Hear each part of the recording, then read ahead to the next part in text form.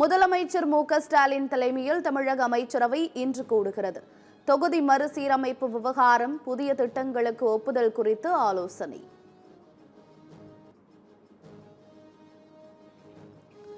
நாங்குநேரி மாணவன் சின்னதுரை மீது மீண்டும் தாக்குதல் நடத்தப்பட்டதால் பரபரப்பு.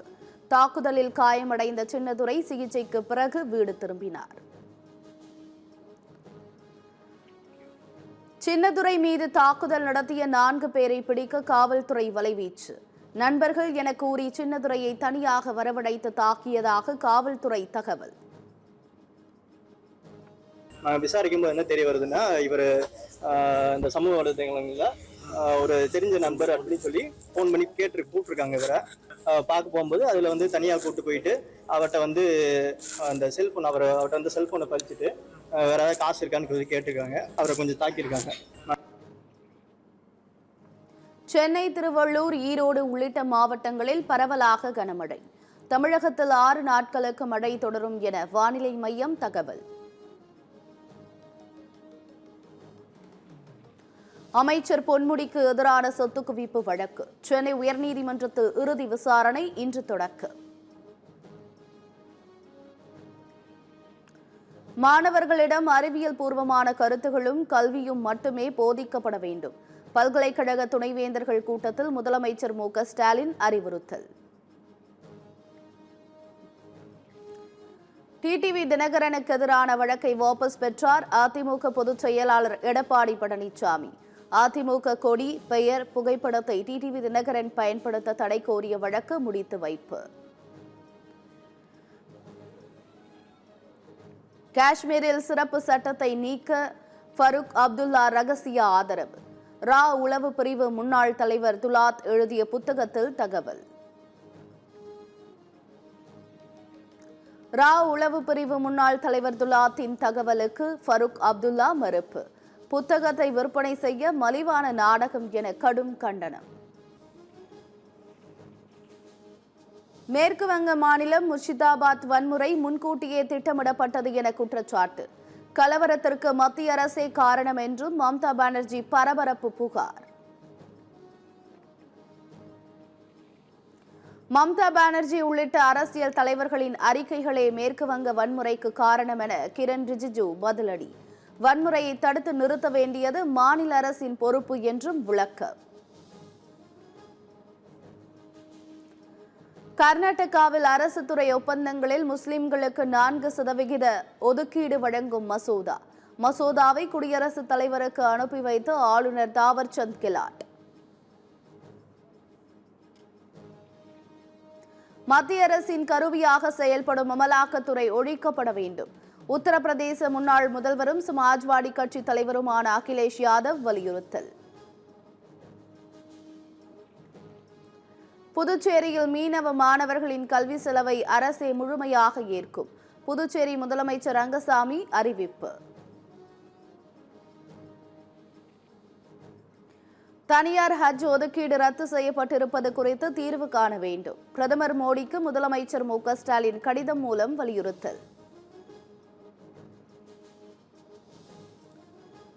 தென்காசியில் மனைவி கண்முன்னே கணவன் படுகொலை செய்யப்பட்டதற்கு இபிஎஸ் கண்டனம். கொலை வழக்குகளில் முதல்வரின் வாடிக்கையான பதிலை கேட்கும் மக்கள் பாவமில்லையா என விமர்சனம்.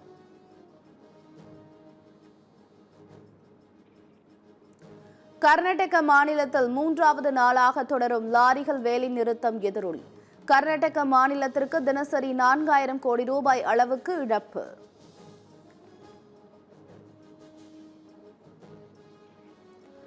திருப்பூரில் இளைஞர் மீது கொலைவெறி தாக்குதல் நடத்திய காவலர் பணியிட மாற்றம். சத்தியம் செய்தி எதிரொலியால் மாவட்ட காவல்துறை நடவடிக்கை. வன்கொடுமைகளை பார்த்தீங்கன்னா நடக்கக்கூடாது, அப்படி நடந்துச்சுன்னா கடுமையான நடவடிக்கை எடுக்கணும்னு சொல்லி ஏசி கிட்ட நாங்கள் பெட்டிஷன் கொடுத்துருக்குறோம். இது மூலம் இந்த பிரச்சனைகளை வெளிச்சம் போட்டு காட்டிய சத்தியம் தொலைக்காட்சிக்கு எங்களுடைய மனமார்ந்த நன்றிகள் நாங்கள் தெரிவிச்சுக்கிறோம். கன்னியாகுமரியில் நிலம் பெயர் மாற்றம் செய்ய 20,000 ரூபாய் லஞ்சம். பாகோடு பேரூராட்சி பதிவு எழுத்தர் உட்பட 2 கைது. தர்மபுரியில் அரசு விதிமுறைகளை மீறி குடியிருப்புகள் கட்டிய திமுக பிரமுகர்.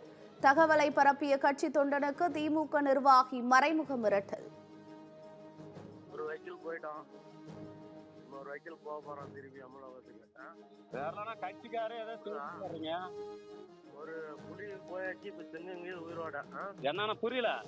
ஒரு இப்ப சிங்க முழியில் ஒருத்தன் போயிட்டான் மேல் லோகத்துக்கு. சரிண்ணா. இன்னொருத்தன் போக போறான் கூடி சீக்கிரம். ஒரு வைக்கல் போயிட்டோம். ஒடிஷாவில் அரசு அதிகாரிகளுக்கு AI தொழில்நுட்பம் குறித்து 3 மாத பயிற்சி கட்டாயம். அரசு நிர்வாகத்தில் டிஜிட்டல் திறன் பணியாளர்களை உருவாக்க நடவடிக்கை. காங்கிரஸ் கட்சியால் மட்டுமே பாஜகவை வீழ்த்த முடியும் என அனைவருக்கும் தெரியும். வெற்றிக்காக கட்சியில் மாற்றங்கள் செய்ய உள்ளதாக ராகுல் காந்தி தகவல்.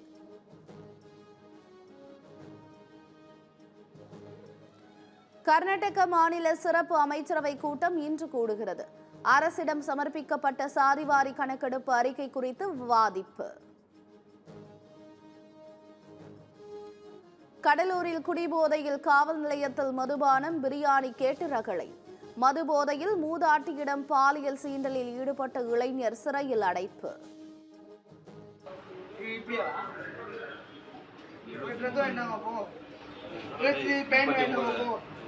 எப்படி அடிச்சு கிழி நைட்டு ஃபுல்லா கிழிக்க போறீங்க.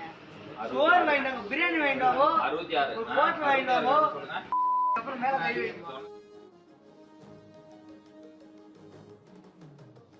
சாத்தான்குளத்தில் காவலரின் தாயை கொலை செய்த பெண்ணுக்கு 15 நாட்கள் நீதிமன்ற காவல்.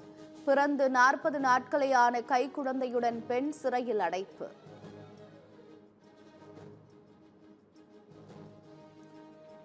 சிவில் பிரச்சினைக்கு கிரிமினல் வழக்கு பதிவு செய்த உத்தரப்பிரதேச போலீசாருக்கு அபராதம். சிவில் வழக்கை குற்றவியல் வழக்காக மாற்றுவதை ஏற்றுக்கொள்ள முடியாது என உச்சநீதிமன்றம் திட்டவட்டம்.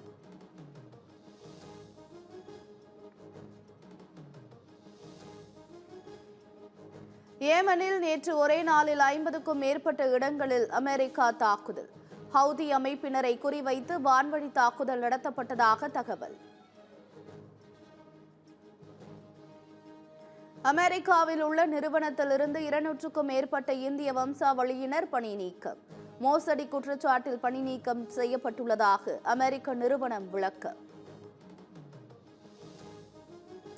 ராஜஸ்தான் ராயல்ஸ் அணியை சூப்பர் ஓவரில் வீழ்த்தி டெல்லி கேபிட்டல் அசத்தல் வெற்றி. ஸ்டாக்கின் அபார பந்து வீச்சால் வெற்றியை தவறவிட்ட ராஜஸ்தான் அணி.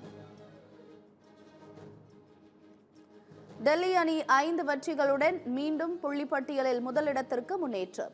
சென்னை சூப்பர் கிங்ஸ் அணி 4 புள்ளிகளுடன் தொடர்ந்து கடைசி இடம். IPL தொடரில் மும்பை ஹைதராபாத் அணிகள் இன்று பல பரீட்சை. 3வது வெற்றியை பதிவு செய்ய இரு அணி வீரர்களும் முனைப்பு. பார்சிலோனா ஓபன் டென்னிஸ் போட்டி. காஸ்பர் ரூட், சிட்சிபாஸ், ருனே காலிறுதிக்கு தகுதி.